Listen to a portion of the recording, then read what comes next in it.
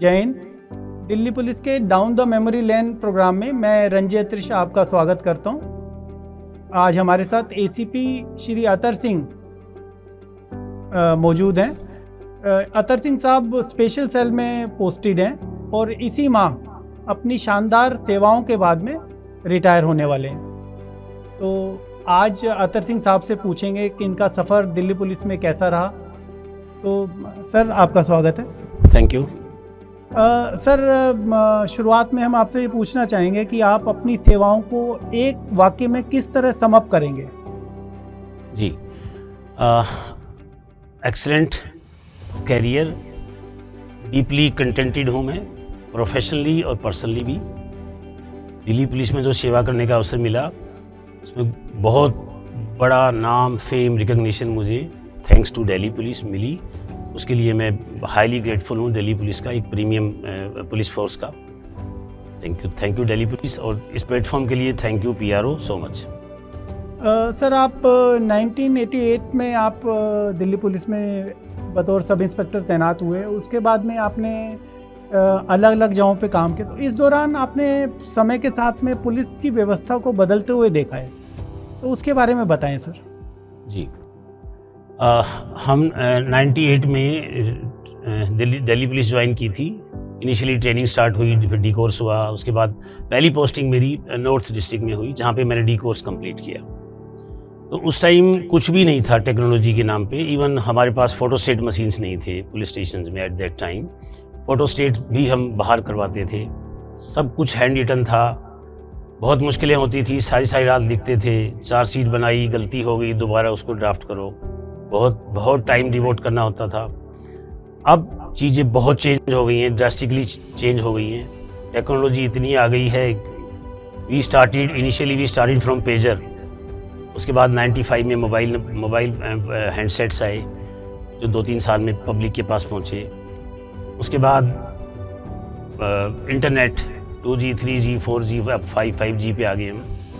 उसके बाद social media platforms इतने आ गए, Facebook, Twitter, Instagram, Telegram, YouTube, जिस पे वेल्थ ऑफ इंफॉर्मेशन आपको मिल जाती है हमें। हमारे रिकॉर्ड्स का कंप्यूटराइजेशन हुआ, डिजिटाइजेशन हुआ, ऑनलाइन FIR दर्ज होती हैं आजकल। बहुत सारे प्लेटफॉर्म्स हैं अभी जो इनिशियली कुछ सालों में लॉन्च किए गए हैं, जो हमारे लिए बहुत बेनिफिशियल हैं। ICGS सबसे बड़ा प्लेटफॉर्म है, इंटरपोर्टेबल क्रिमिनल जस्टिस सिस्टम, जिसके साइट पे हमें सारी इंफॉर्मेशन मिल जाती हैं। पुलिस, जितने भी स्टेक होल्डर्स हैं क्रिमिनल जस्टिस सिस्टम में, कोर्ट्स, FSLs, पुलिस, जुडिशरी की टोटल इंफॉर्मेशन वहाँ से हमें मिल जाती है। ऐसे और बहुत सारे पोर्टल्स हैं जो बहुत यूज़फुल हैं, वो पहले नहीं था। तो एक तरह की रिवॉल्यूशन आ गई है टेक्नोलॉजी के फील्ड में। और हमारे टाइम में जीरो टेक्नोलॉजी थी और अब इतनी आ गई है कि बड़ा आसान हो गया हमारे लिए। जी, मतलब हाँ, आज के दिन हम जितने भी केस सोल्व करते हैं 50% में हम टेक्नोलॉजी को यूज़ करते हैं और उसको एज एन एविडेंस यूज़ करते हैं। CCTV कैमराज हैं पूरी दिल्ली में। 50% केसेस हमारे सोल्व हो रहे हैं ड्यू टू CCTV कैमराज। पहले ऐसा नहीं था, पहले सारा मैनुअल था और हम उसको यूज़ करते हैं एज एन एविडेंस। उससे हमें एक कन्विक्शन सिक्योर करने में काफ़ी हेल्प मिली है। तो ये बहुत अच्छी बात है और आने वाली जनरेशन के लिए बहुत अच्छी बात है। इसका इस्तेमाल करते रहेंगे, लेकिन मैनुअल इंटेलिजेंस पे भी फोकस रखिएगा, उसको ना भूलिएगा, क्योंकि इजराइल का एग्जाम्पल आपके सामने है। ओवर इंडिपेंडेंस ऑन टेक्नोलॉजी के ये नुकसान भी हैं, तो आर्टिफिशियल इंटेलिजेंस भी आ गई है। तो सर, आपका एक लंबा और चुनौतीपूर्ण करियर रहा है। आपने दिल्ली पुलिस की जो एक एलीट यूनिट है, स्पेशल सेल, उसमें करीब 20 वर्षों तक आपने अपनी सेवाएं दी हैं। इसके अलावा आपने और भी जो डिस्ट्रिक्ट हैं, फील्ड जो यूनिट्स हैं, उनमें काम किया है। तो इसमें सर, आपका अपने जो इस लंबे करियर के दौरान आपको कोई चुनौतीपूर्ण कोई आपका इस तरह का कोई वाकया, कोई घटना याद आ रही हो, तो वो सर हमारे साथ साझा कीजिए। देखिएगा, चुनौतीपूर्ण तो पुलिस में रोज़ ही चुनौतियाँ होती हैं। कोई छोटे लेवल की होती है, कोई बड़े लेवल की होती है। हम जब इनिशियली आए तो 89 में मंडल कमीशन का बहुत बड़ा डेमोन्स्ट्रेशन हुआ था दिल्ली में। और बिग स्केल पे, लार्ज स्केल पे वायलेंस हुई थी। इवन एरोज तीर चलाए गए थे और कितने पुलिस पर्सन उसमें इंजर्ड हुए थे एरोज में, उसको भी झेला दिल्ली पुलिस ने। और छुटपुट डेमोन्स्ट्रेशन चलते ही रहते हैं, चुनौतियाँ रोज़ रहती हैं, रोज़ डेमोन्स्ट्रेशन, रोज़ धरने, रोज़ लैंड ऑर्डर इशूज़। डिस्ट्रिक्ट में था, मैं चौकी इंचार्ज रहा हूँ 2.5 साल संगत रासन में, तो चैलेंजेस थे वहाँ पे। मुझे बहुत शॉर्ट टर्म बता रहा हूँ, मैं स्पेशल स्टाफ में था, मुझे चौकी इंचार्ज संगत रासन लगा दिया गया। संगत रासन रेलवे स्टेशन के सामने का एरिया, आए दिन स्टैबिंग और रॉबरी होती थी वहाँ पे। तो मैं परेशान हो गया कि क्या करूँ। मैंने एक सोचा क्या कर सकता हूँ। मैंने नेबरिंग 5-6 पुलिस स्टेशन का डेटा इकट्ठा किया, कौन कौन एक्टिव हैं जो ये रॉबरी करते हैं। 80 आदमी हुए वो, 80 आदमी को तो बंद करना इतना आसान नहीं है, it will take long time. मैंने शॉर्ट लिस्ट करके 20 आदमियों को लिस्ट किया कि पहले इनको बुक करेंगे लीगली। मैक्सिमम उनमें से ड्रग यूज़ करते थे, एडिक्ट थे या ड्रग ट्रैफिकिंग में इन्वॉल्व थे। तो हमने एक एक पे वॉच लगाई और 6-7-8 आदमी मैं बंद कर पाया हूँगा, क्योंकि संगत रासन में कोई क्राइम नहीं हुआ इस टाइप का क्राइम। ये रॉबरीज नहीं हुई, आर्म्ड रॉबरी, चक्कू मार के छीन ले गए। मैं 2 साल रहा, बहुत पीसफुली रहा। तो अगर इनोवेशन हो आप में और नोवेल आइडियाज, नए आइडियाज़ हों तो यू कैन डू। सर, आपके जो करियर में आपने एक एनडीपीएस एक्ट पर बड़ा फोकस किया, क्योंकि जैसा कि आपने बताया था अभी कि जो ड्रग्स हैं ये समाज के लिए, हमारे युवाओं के लिए बहुत बुरी चीज़ है, और आपने इस पे बहुत काम किया। आपका इस पे एक होल्ड है, आपका मास्टरी है इसमें एनडीपीएस एक्ट के ऊपर। तो आप अपने एनडीपीएस एक्ट के जो केसेस हैं उनके बारे में बताइए सब। आपने कैसे शुरू किया और किस तरह आपको इसके जो आपके किन स्टेप्स को आपको पार करना पड़ा? इनिशियली मुझे स्पेशल स्टाफ सेंट्रल डिस्ट्रिक्ट में पोस्टिंग कर दी गई थी very shortly after D course. तब मुझे समझ भी नहीं थी कि क्या डिटेक्शन होती है, कैसे करना होता है, लेकिन हमने वहाँ पे बहुत मेहनत की। और ये यमुना पे ढोलक वाली बस्ती, जो लोहे वाला पुल के पास बंगाली बस्ती, इसमें बहुत बांग्लादेशी, बिहार के वो लोग रहते थे, क्रिमिनल टाइप ही थे। वहाँ पे ड्रग्स का बहुत काम था, तो हमें लकीली सोर्स मिल गए और हमने ड्रग्स का काम वहाँ से स्टार्ट किया। उसके बाद तो पीछे मुड़ के देखा ही नहीं। मेरी टोटल 400 FIRs हैं एनडीपीएस एक्ट में। मैं एज सब इंस्पेक्टर भी था, इंस्पेक्टर भी और एसीपी भी मेरी सुपरविजन में, अलग एसीपी हो तो मेरी सुपरविजन में हो रही है। 400 FIRs दर्ज की हैं और approximately more than 1500 kilo heroin recover की है मैंने। गांजा, पोपिस्टा, चरस, अफीम तो बहुत ज़्यादा की है, कोई हिसाब किताब ही नहीं है। दूसरी इंटरेस्टिंग बात यह है कि एनडीपीएस एक्ट क्योंकि बहुत स्ट्रिंजेंट एक्ट है, जिसमें कैपिटल पनिशमेंट का भी प्रोविजन है, और कैपिटल पनिशमेंट का प्रोविजन नहीं है, जज has no powers, he has to award the capital punishment अगर वो उस कैटेगरी में अक्यूज आता है। तो हमने, मेरी 70% कन्विक्शन है एनडीपीएस एक्ट में, जो बहुत अपने आप में वो है और इंस्पायरिंग है लोगों के लिए। तो वो क्या होता है कि आपको कोर्ट में कॉन्स्टेंटली पैरवी करनी होती है केसेस की। जो टेस्टिमोनीज हैं विटनेसेस की, उनमें कोरोबोरेशन हो, कंट्राडिक्शन ना आए, एक दूसरे को सपोर्ट करें वो, तो वो आफ्टर वो फॉलोअप भी बहुत ज़रूरी है। और मैं सबसे यही कहूँगा कि not NDPS act, in every case हमें फॉलोअप करना चाहिए, क्योंकि हम क्या करते हैं, हमने पकड़ लिया उसके बाद हम भूल जाते हैं केस को, भूलना नहीं चाहिए हमें। अप टू उसकी कन्विक्शन या वट एवर एक्विटल, तब तक हमें उसका पीछा करना चाहिए। ये मूल मंत्र है इन्वेस्टिगेशन। सर, जो पुलिस की सेवाएं हैं उसमें ये दिन रात की आपको पेशेवर चुनौतियां हैं, उनका सामना करना पड़ता है। तो इस जो लंबे करियर में आपने अपने प्रोफेशनल और अपनी पर्सनल लाइफ को किस तरह इसमें संतुलन बैठाया और किस तरह आप इसको आगे लेकर गए? जी, पुलिस की जो बहुत डिमांडिंग है और बहुत काम करना पड़ता है, मतलब कई बार राउंड द क्लॉक भी करना पड़ता है, 1 दिन 2 दिन 3 दिन 4 दिन भी करना पड़ता है राउंड द क्लॉक। ऐसे में स्वाभाविक है आप घर नहीं जा पाते हो, बच्चों का इतना केयर नहीं कर पाते हो, वो रहता है।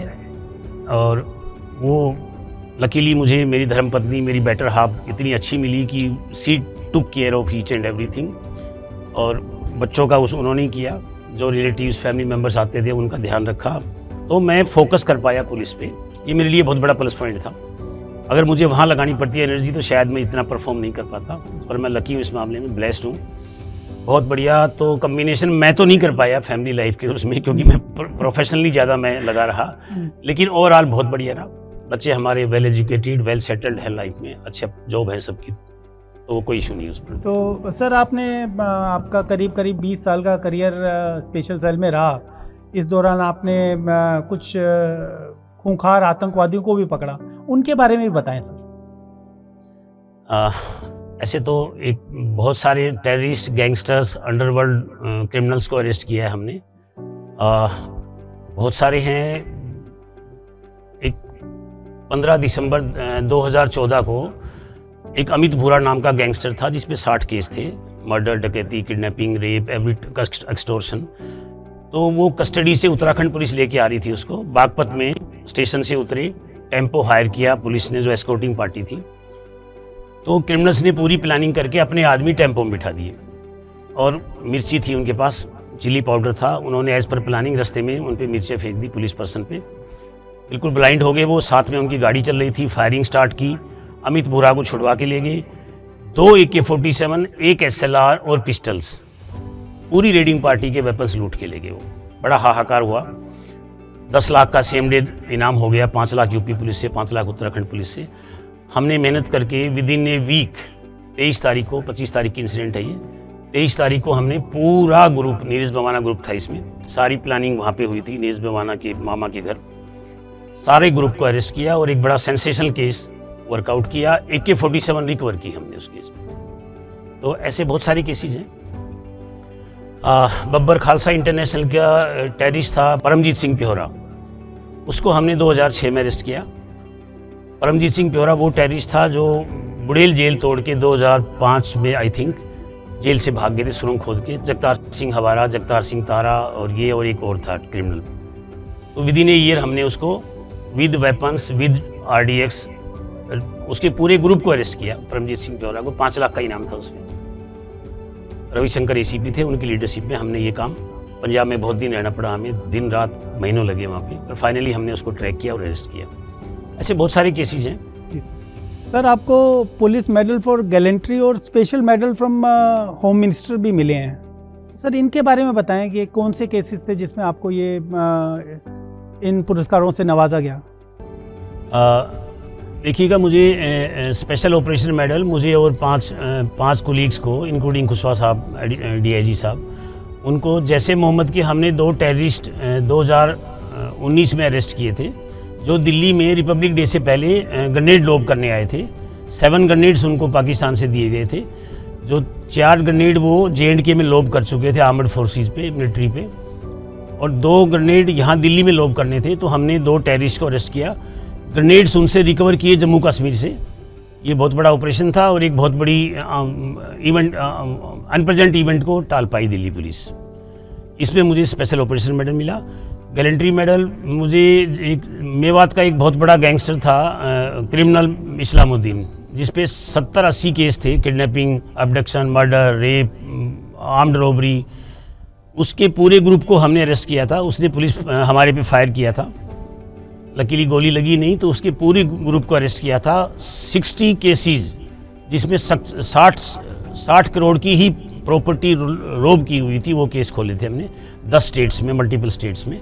बहुत बड़ा फ्यूजिटिव था, बहुत डेस्परेट था, कितनी गाड़ियां उससे पहले वो तोड़ चुका था पुलिस की, और बड़ा मुश्किल था उसको पकड़ना। तो उसमें मुझे police medal for gallantry award हुआ था 2018 में। बिल्कुल चुनौतीपूर्ण और लंबा एक आपका करियर रहा है। इसमें आपको मुझे नहीं लगता कि अपने लिए ज़्यादा समय मिला होगा। तो रिटायरमेंट के बाद में सर आपने क्या सोचा है, मतलब किस तरह आप अपने टाइम को का सदुपयोग करेंगे?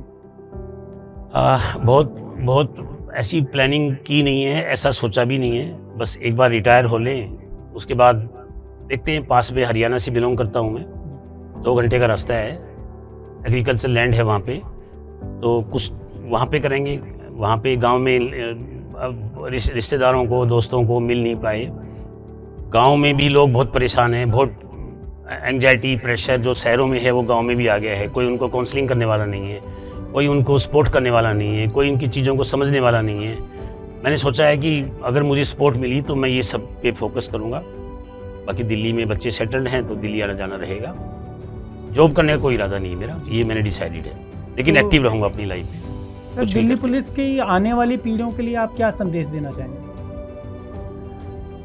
देखो, आने वाली जनरेशन हमारी दिल्ली पुलिस में बहुत इंटेलिजेंट है, और दूसरी बात ये है कि अब जो जनरेशन आ रही है पिछले 10 साल से, वो टेक्नोलॉजी में ही पैदा हुए हैं, तो they are more intelligent, more tech savvy, more computer friendly, और ये दिल्ली पुलिस के लिए प्लस पॉइंट है। मेरी उनको 2-3 पॉइंट, 4-5 पॉइंट्स है जो बताऊंगा मैं, जो मैंने लाइफ में फॉलो किए। एक तो प्रोफेशनली एक्सेल करो, फील्ड में कोशिश करो। टाइम मैनेजमेंट का बहुत ध्यान रखो। रात को सोने से पहले अपना काम निपटा के सो, चाहे आपको 12 बजे, 2 बजे, सुबह के 4 बजे, काम को पेंडिंग मत छोड़ो। रात को सोने से पहले नेक्स्ट डे की प्लानिंग करो। उठने से पहले फिर उसको याद करो कि आज मुझे क्या करना है, पहले वहाँ जाऊँगा, ये करूँगा, ये प्लानिंग, एडवांस प्लानिंग करो। और एक बैलेंस बनाओ फैमिली लाइफ में, प्रोफेशनल लाइफ में, कोशिश करो, जो कि बड़ा मुश्किल होता है। और चीज़ों को एक पब्लिक से लाइजन रखो, पब्लिक में अपने नंबर शेयर करो, पब्लिक के साथ एक सिंपथाइज करो, एम्पथाइज करो, विद सेंसिटिविटी उनसे बिहेव करो। अगर कंप्लेंट आता है तो उसकी कितने ओवरवर्कड हो हम, पर कंप्लेंट से बात करो, उसकी प्रॉब्लम्स को सुनो, सुनने से ही हम वो सेटिस्फाई हो जाता है। और उनकी चीज़ों को फोकस करो। हम पुलिस में आए हैं, हम सेवा के लिए आए हैं, सैलरी बहुत मिलती है हमें, डिस्ट्रैक्ट नहीं होना है। आप इन चीज़ों में मत पड़ो और कोई कंसिडरेशन मत करो।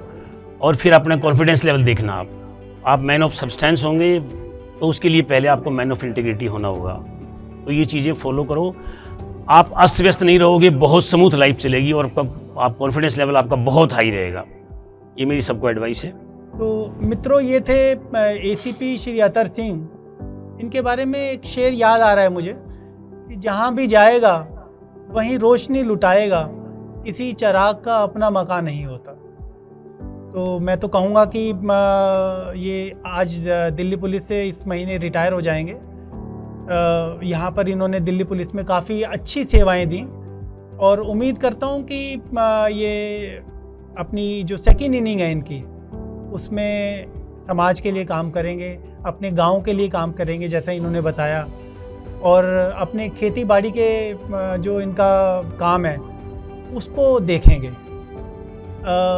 अगले एपिसोड में एक नए अधिकारी के साथ आपसे दोबारा भेंट होगी।